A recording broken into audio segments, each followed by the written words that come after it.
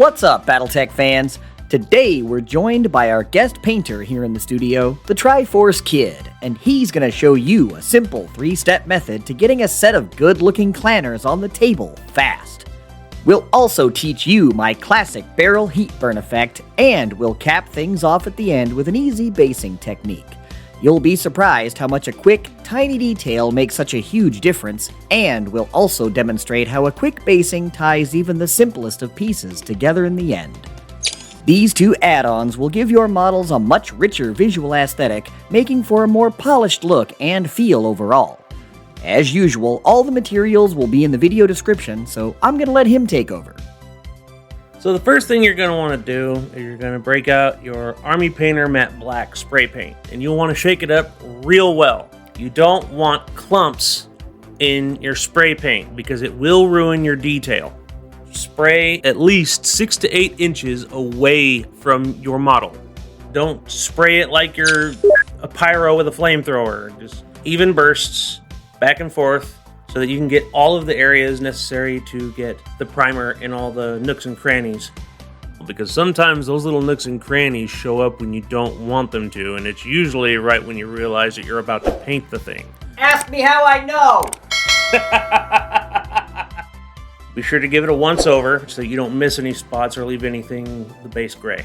Be sure not to touch the paint for at least 25 to 30 minutes, and if you do need to test to see if it's dry, touch the base only. You don't want to leave any fingerprints for the FBI later on. If your finger comes away and it's not sticky, you're ready to paint. Y'all know about sticky fingers, don't you? Now we're gonna get out a dry brush and find ourselves a bottle of Iron Warriors. Any old brush will do. The one he's using here in the video is just a beat-up old synthetic brush, and honestly, that's perfect. Get some paint on the bristles as usual and wipe most of it off on a paper towel or a napkin, and when only a small amount of paint is coming off the bristles on each pass, begin to apply it to the miniature with a gentle pressure. You want to go slow here. This really isn't the time to speed your way through anything, so think of it more as a way to practice your zen and the art of modern battle mech maintenance, and just carefully work your way around the model as you cover the raised parts of it. The crevices and lines will begin to show up, and soon you'll have something that looks like it was made out of hammered steel, which is also a look you can go for if you just didn't want to do anything else here, but you know me, I'm gonna take it a step further anyway. Just make sure you get even coverage over the entire model before you move on. You don't want to come back and have a missed spot. Trust me on that. So take your time and inspect it as you go. Metal slug? More like metal slog, am I right? You can move on whenever you feel like you've got the model covered as much as possible. And honestly, this does remind me a lot of the slap chop method that I've heard so much about, but I really find that I like the result that I get from this much more than what I get from that, so your mileage may vary. Be careful not to glob the paint on here. You're really only looking for a thin layer, just enough to be seen. You want those edges to remain as sharp as possible and not be softened by too much of the paint. So, go slow, be careful, inspect as you go. Trust me, you'll thank yourself in the future. Ask me how I know. You know what I can't stand? When my mechs look bloated. There's too much paint on the mech, and it makes the details look, soft, rounded, like a toy rather than a giant fighting robot. Like it's not utilitarian. It's too soft. All right, this is the part where you're gonna put on your Battletech green. This is the fun part. I really like doing this part. It's my favorite part because this is where I get to play around with the details. Pick the spots where you want your Battletech green to show up, and pick the spots where you want your metal to shine through. And there are absolutely no rules to this. You can do whatever you want. And insofar as the reason why I like using this color so much is because you can blend it with just one layer to make it bright, or you can blend it with a second layer, as we're going to end up doing, to make it darker and less standoutish. You want it to be a little more unique with this paint scheme. That's really fun for me. But you can do it however you like. while we're painting the second layer, the first thing you're going to want to do is you're going to want to wait at least 15 minutes for the first layer to dry. And once it's dry, you're going to want to start with your second layer, but you're going to go light, just like your first layer. You don't want it to be all over the place. And you want to keep as much of your detail visible as possible. And the reason why you want to wait until it's completely dry is because if you don't, you're going to get these spots where you're going to end up lifting your paint and it's going to end up looking bad. It's called reactivation. And he's not lying either, kids. Reactivation sucks. Trust me, you'll be tooling right along, real happy with yourself, admiring your work, and then you'll go to put that second coat on and bam! Reactivate that first coat and you'll rub up a huge piece of it. Then you'll be left with this highly visible spot just missing color.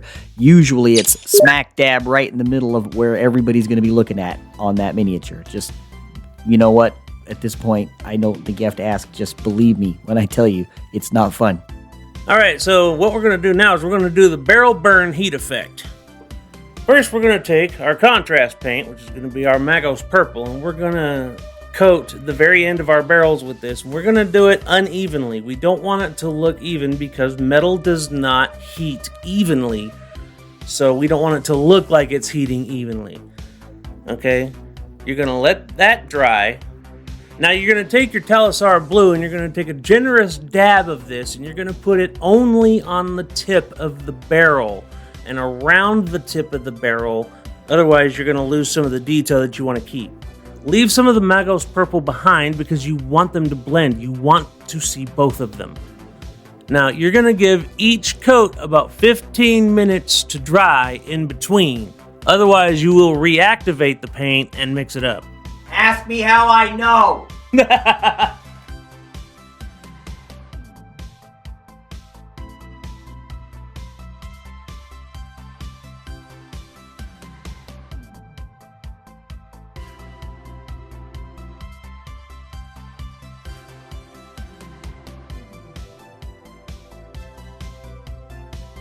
Alright, now what you're going to want to do is you're going to take your Ard coat and you're going to put down enough of this that your basing is going to stick. Make sure you get between your mech's toes and don't get it on your mech's toes unless you want it on your mech's toes. Alright, now what you're going to do is you're going to take whatever flock you want and you're going to dip your mech feet first into this. Like quicksand, sink that little bastard in there. I was just using the black Battlefield from Army Painter. But if you can dunk it, you can use it. Swish it around a couple of times, pull it out, shake it off. Just get all that excess off however you get it off. But there you go. You're done. And it's as simple as that, man. Hey, I want to thank Tuck Davian for having me. It's been great being here. I hope to come back again sometime and do more painting with y'all. See y'all later. You see what I mean when I say just the tiny details are what brings a model together, even if the paint job itself is relatively simplistic? Anyhow, if you like what you've seen so far here on the channel, do us a big favor and hit that subscribe bell down there. Turn on all notifications so you can find out exactly where Battlebound's gonna turn up next. And don't forget, friends, Battlebound has a Patreon now at patreon.com/battlebound. Sign up today to enjoy those benefits tomorrow. Thanks again for watching. I'm Tuck Davian with my broadcast partner, TheTriforceKid, and we're sure looking forward to seeing you next time right here out on the Space Lanes.